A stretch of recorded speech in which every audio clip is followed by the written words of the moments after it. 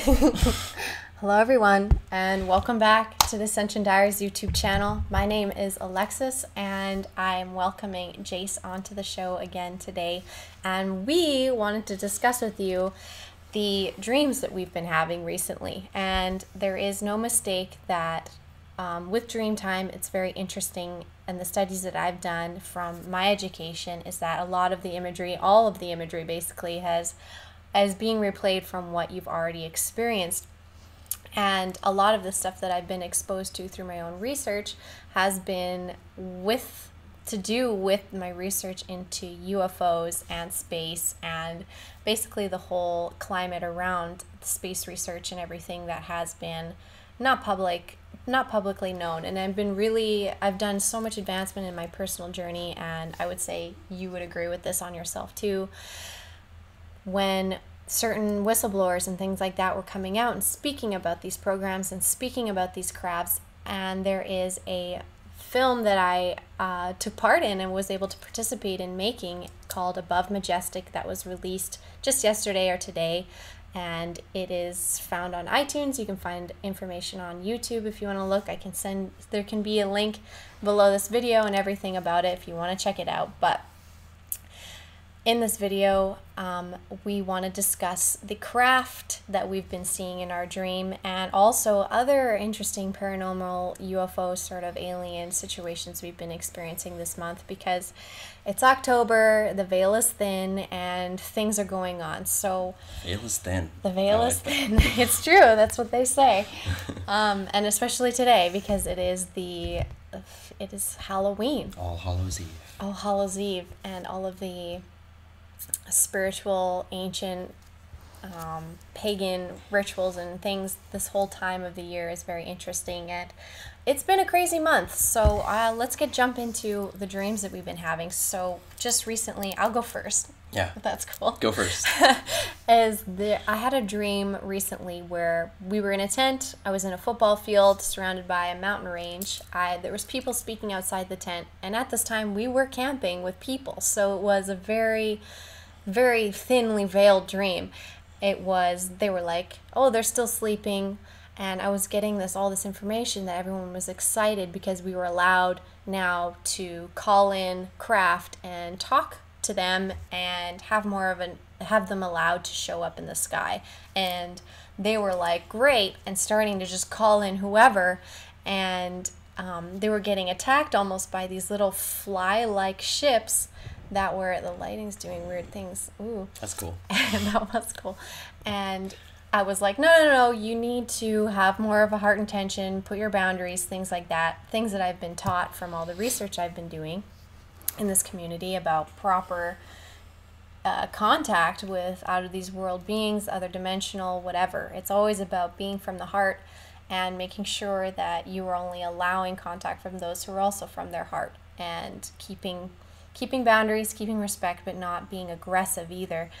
Anyways, these are the things that I've learned. I've been having dreams about it. I've been getting info about, and so they're calling in these craft. I'm telling them no, and then I'll call in my own craft basically, and was like, let's see what we can get. And so I saw something come right out from the bottom of the moon, this like flute-like silver craft come just speeding all the way down from the moon and past us, which was really cool. The sun keeps trying to get in our shot. I like it. And then the other one was this just big ol' German style bellcraft, which I have a picture of right here, which is actually in the Above Majestic documentary. They talk about these, and it literally looked like this. I would say maybe more like this one, but extremely similar. And it was more of a sandy color, as if it was painted for desert-like Desert operations. So that's what I saw, and it was very vivid. It was very much just sitting there above the mountain range, which was very close to me. And I just looked over and looked at it and was like, yep, there it is. Like, there's people in there, and it's all good. Like, I guess they really are allowed to show themselves to us. And that was maybe how many weeks ago? Like, perhaps 2 weeks ago now. 2 weeks ago. I had that dream. And so that's that information from me. Did you want to tell about your dream, and we can collab? Yeah, so my dream, so I guess you could say your dream was a little more about ET contact and thought projections involving ET contact and knowing how to go about those projected contact experiences and bringing in like the right kind of beings when you're doing that. Yeah. Similar to like what people do with CE5. Yes. My dream was more of what a military disclosure operation would look like, but it involved these same exact Nazi Bellcraft and UFO crafts. And my dream started with a bunch of us on some kind of boat near an island. It seemed kind of like a military boat, like a destroyer or something like that, but that's the vibe I got from it. And everybody was looking at the sky because there were these trails, these chemtrails or contrails or whatever you want to call them, that were going over, but they weren't normal planes that were leaving them because they were traveling at extremely high rates of speed. And everybody could tell that these were not normal planes because not only were they like traveling extremely fast, and you could see the trails being made as they flew across the sky, but they were extremely loud, like they were trying to call attention to themselves, like they wanted people to look at them. And then not only that, but the trails themselves would change color halfway through they traveled through the sky. So you would see like a couple of different craft leaving some white trails, and then halfway through they would all change to black. So it was like very obvious. It seemed like they were trying to get people's attention. So this kind of put everybody in panic mode, I guess you could say, in the dream, or like fight or flight mode. Everybody was like in go mode. And we left this little island and we headed towards what in my dream seemed to be San Diego. I don't know if that's relevant. I don't even know what islands are off the coast of San Diego, besides Catalina a little further north. But as we were leaving this island, other people were coming to the island. Like it seemed like everybody just didn't know what to do. There was a crazy stuff going on in the sky and people were just like, oh my God. And so we start heading towards the mainland on our ship, and this stuff is continuously going on overhead. And then I remember I looked to the left towards the coast, towards the land, where I heard something, and there was this same exact Nazi-style UFO craft that was just cruising by super slow, like 10 miles an hour. And it was just cruising by, and it was slowly rotating as it was spinning, just like very slowly rotating.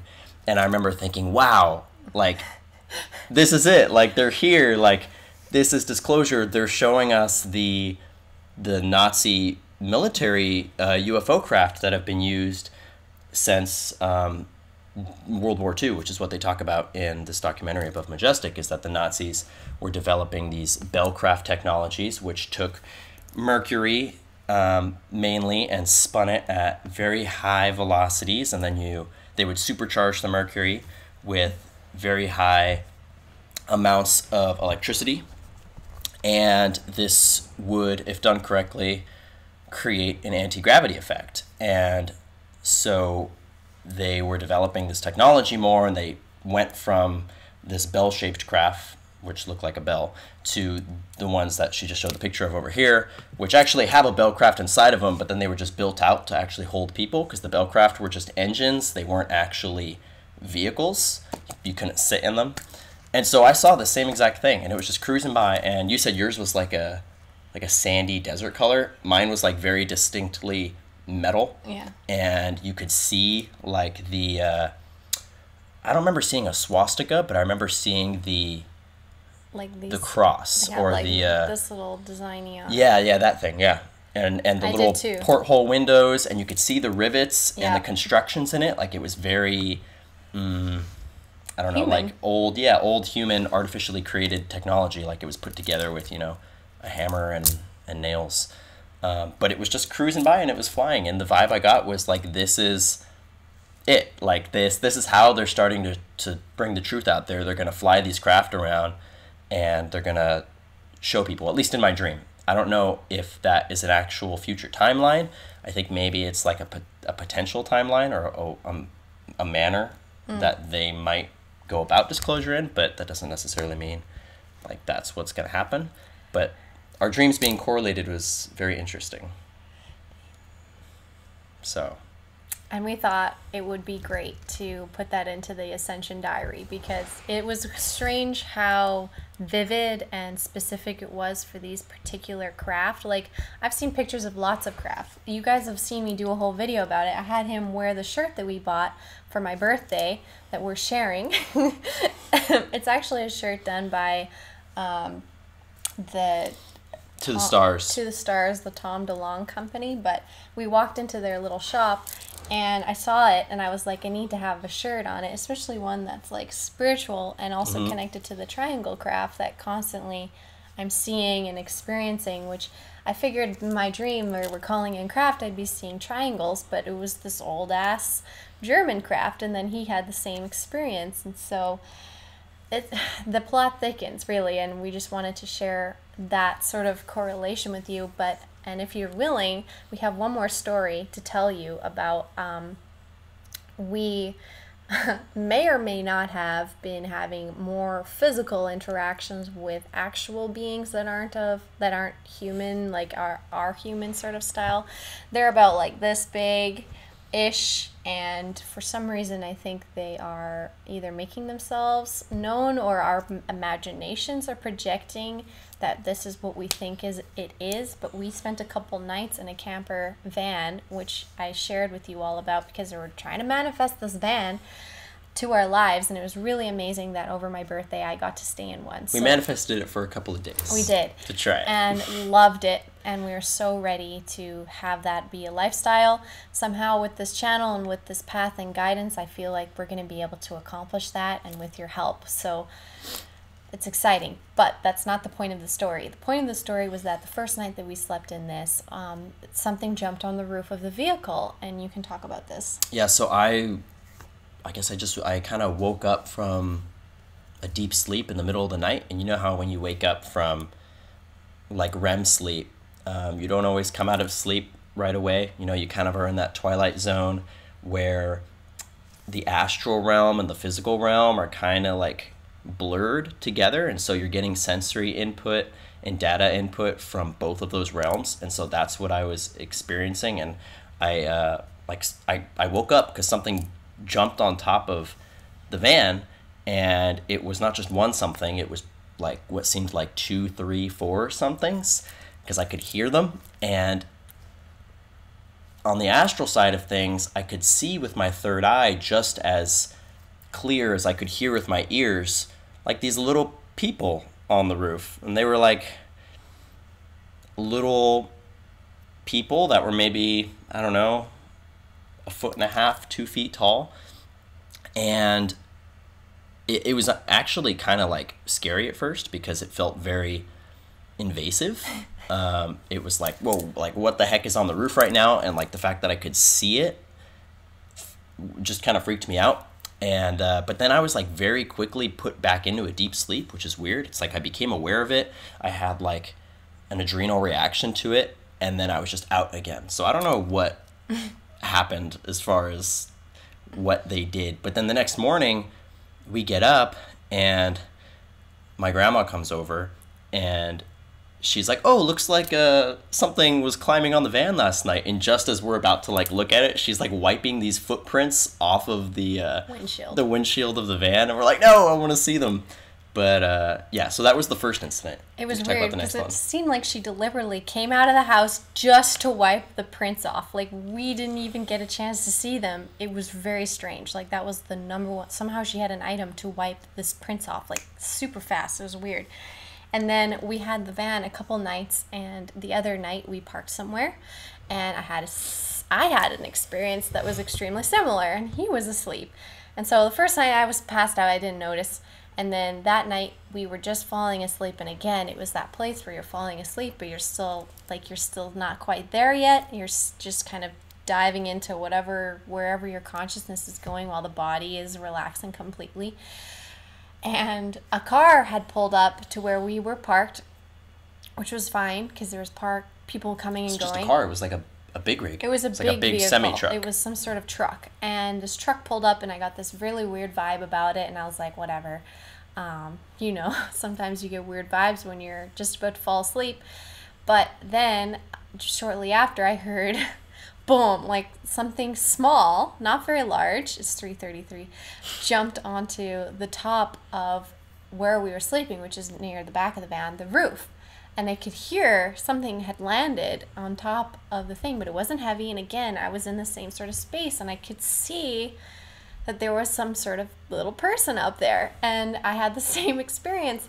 And of course, he had told me about it. And so I was just keeping it in mind, and I was like, I had that same fear where it was like, man, I'm trying to sleep. What are you doing on my roof? Get off my roof. Yeah, and it was just like instantly like, what are you doing on my roof? And then you need to get off my roof. You're disrupting me. And, you know, because we are sovereign beings and we're allowed to make those decisions, and it seems like that they're often followed when you're having these interactions. But it sounded like this vehicle had pulled up, this whatever being perhaps popped onto our roof, and it sounded like they placed something, like a little thing, like stuck it to the roof of our car, our vehicle. And then I asked them to go. I was like, you need to go. I don't know who you are. And I felt like they were going to jump down in front of one of the windows, and I was like, oh, here we go, I'm going to see it. But it never happened that way. I turned away. I didn't even want to see it. And it's crazy because you want to have contact, you want to meet these things, but then they come at you in the middle of the night, which people say, and I've understood, is because of the energies at night are very much calm. The rat race of most places is so intense that these beings who are just more sensitive than us, multi-density, they're slowing down their vibration to be able to handle this space, but usually they're hanging out in another vibration and things like that. But it seemed like this being landed there. I asked it to leave. Then the truck started again and drove off.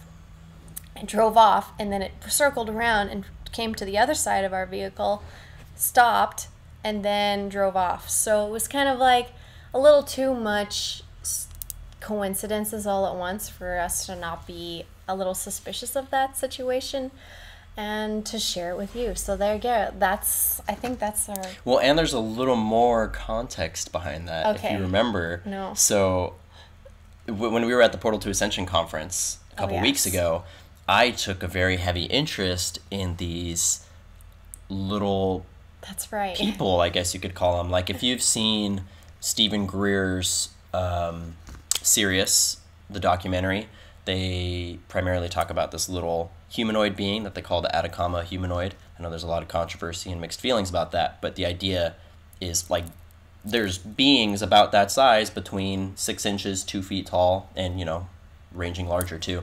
But when we were at the conference, 2 speakers, John D'Souza, who's a former FBI agent who worked for like the real life X-Files, basically. They call him the X-Man. And him and who was it? Jason Quit. Jason Quit. Were talking about these little beings, and they both showed videos that have been authentically proven among people in the community to not be CGI, or they've proven that it's not CGI. These little videos of these little people, like one of them is like this little man running across the room in front of a toddler, and the toddler's like, what the heck, and follows him, and it looks like a full, like, developed normal person, very muscular, almost seems like it had an elongated head, which seems to be a theme. Like I think the Atacama humanoid had an elongated head. And the other one was of the same kind of being, and it stuck its head out around a corner and like looked at the camera and then ran away. And what both of them were saying, primarily Jason, because Jason's kind of more on the metaphysical side of things. He has a lot of dreams. Yeah. He's Mr. Astral Travel. Like, he's incredible. If you don't know Jason Quid, I would highly recommend you check his stuff out. He's awesome. So he was saying that very similar to the phenomena of Sasquatch, Bigfoot, that these interdimensional beings will pop in and out of portals in the 3D physical realm. So sometimes they have missions in the 3D realm, like what it seems like with us. Like it seemed more like a mission thing, like they were specifically doing something involving us. But other times people will catch them on camera and stuff because they, just like with like normal space-time kind of physics, there's portals and gateways that open up and close constantly. And so these beings will occasionally jump into the 3D realm run across the street or the field or whatever to another portal close by and then phase out of existence. And that's where a lot of these sightings come from, and it's a lot. It's very much tied into the idea of fairies and trolls and that kind of stuff, especially in Iceland, which they actually teach as fact. In Iceland, they teach that fairies and trolls and these interdimensional beings are real in public school. They teach that. So I didn't know that. Yeah, it's interesting. So there's like a lot of like real, scientific kind of proof behind this stuff. But then your experience, I wanted to bring up too, a couple months ago with your dream involving little people. Oh, Want yes. to talk about that? This is not the first time the little people have come to visit me. The Nabi need people? Yeah, they're like, I would say that there are beings, and I would say you guys know about little gray aliens, but these are not gray. Like, they are like a tan, brown color. They don't wear clothes either, it doesn't seem like. At least the ones I saw. Yeah. And they just are these little tiny guys, like little alien dudes, and they, I'm trying to understand what their faces are like, because I don't get to see their face very much. Like, it's kind of like I can kind of describe it, but it's not specific, and they don't have those big ass eyes, I don't think. Like, they are more similar to our face, I would say, but they're smaller. Would I be right in saying that they're similar to the way Corey portrays like Micah and the Mayan people? Like, they kind of have a darker, more roundish face, or... I don't think they're that complex. Like, they don't have that much of a complex characteristics like people do with all these angles and everything in our face. It seemed like they looked more alike as a group. More simple. Yeah. And so, anyways, there was these beings who, in my dream, I'm laying in bed, I'm looking up through the basement window, and I see these two sets of these little legs and a human set of legs. And I immediately kind of am excited in my dream. I'm in that in-between space again, and I kind of project myself or like run all the way up the stairs and out the side of the house, mostly just kind of like fling my whole body out there. It was a dream. So almost as a way of almost aggression, but it would be like, finally I'm able to check this out and see, and these two beings who were there next to the man were gone, and they gave me heck, basically being like, your energy was too aggressive, you've come on too strong, and they couldn't stay in phase. They basically, the amount of energy your field was giving off was too much for them to stay in phase, and so it's almost like a defense mechanism. They just kind of phase out. And the human was actually Dr. Michael Tellinger. Is he a doctor? I don't know if he is. Michael Tellinger. I think he's just Michael Tellinger. I don't know if he has a doctorate in his archaeology, but he is an archaeologist, and he talks about this sort of stuff too, but it was weird, and so he was there, and he was very disappointed that I had basically failed in a way and came on too strong, and he was like, we're trying to get this contact underway, and you're too aggressive. Too aggressive, Alexis. It's too aggressive. Me. So if that makes any impact on you and how aggressive you are generally, it really is interesting how soft and at peace we must be with our emotions, because we are huge generators of emotion. Our fields are very, very powerful, especially to tinier beings. So that, and even the larger beings, these beings that are of a more, I guess you could say, pure consciousness, not as distorted, not as many triggered and reactionary emotions. These beings have a hard time being around beings like us, humans, that are so spontaneous and aggressive, relatively aggressive, hard to predict. And so that's kind of what they were like telling her. In case you guys didn't know, that was the info that I've brought in personally from my own dream experience, and then from the stuff that we've been reading about things like CE5 contact initiatives, and looking outside and calling in craft with your heart space does work a lot of the time. And I've done it a bunch of times. I've gone out there and seen lots of lights in the sky moving around randomly doing things. You can go to East City Ranch. It's over in Washington. And you can go there, and they have a mountain there, and they just have constantly craft coming in and out of this mountain. They have experience with that. So if that's something that interests you, for sure, you can reach out to me if you want to know more. Reach out to us. You can just leave a comment, or you can look up some of the places we suggested in this video.